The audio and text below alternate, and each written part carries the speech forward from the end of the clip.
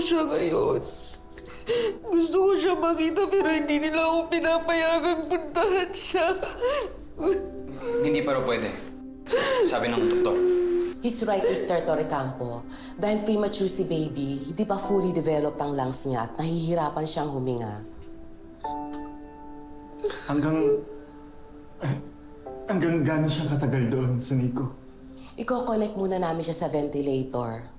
At kailangan niya magstay sa neonatal intensive care unit sa loob ng incubator until she reaches full term para matulungan siyang lumakas at makabawi.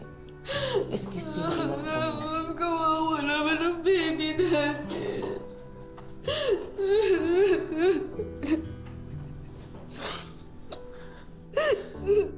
Love, she'll be okay.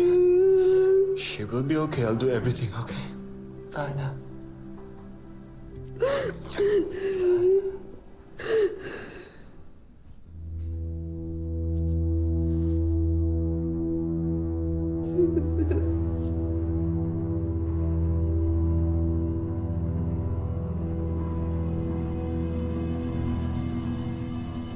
Ayan. Kasyang-kasya sa'yo yung lumang damit ni Kuya Bait, oh.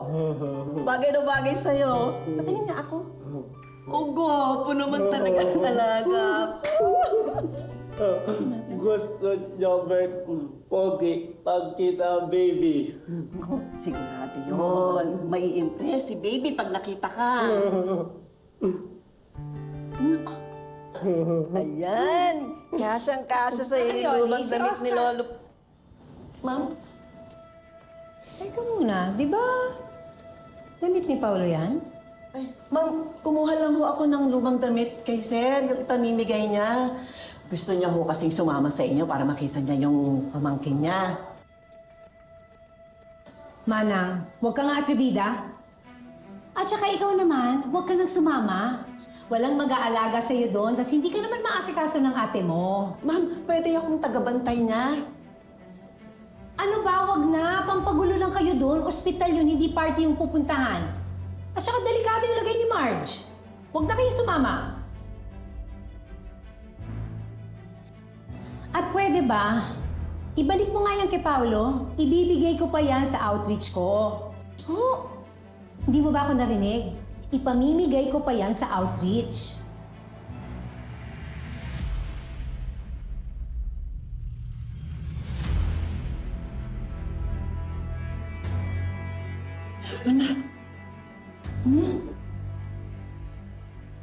Libate, basta.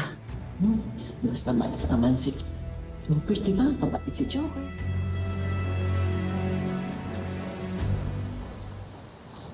Dada, How's Maya po? How's Marjorie? they're both okay now. Kaya lang si baby nasa Nico eh. Pinanganak kasi siyang hindi pa fully developed yung katawan and premature.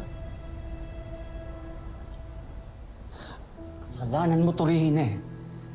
Ni-stress mo si Marge. Kaya ayan, napaanak ng wala sa oras. Teka muna. It's her fault din naman Imbes na mag-bed rest siya, inaasikaso pa din niya yung kapatid niya. So need your excuses. Dad, please huwag na kayong magtalo dito, ha?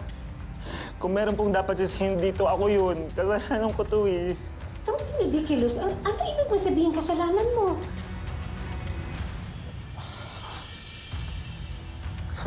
Pakiramdam ko po kasi, kinakarma ko dahil sa ginawa ko. Kaya ako nangyayari to ngayon kay baby. What do you mean? Ano bang ginawa mo?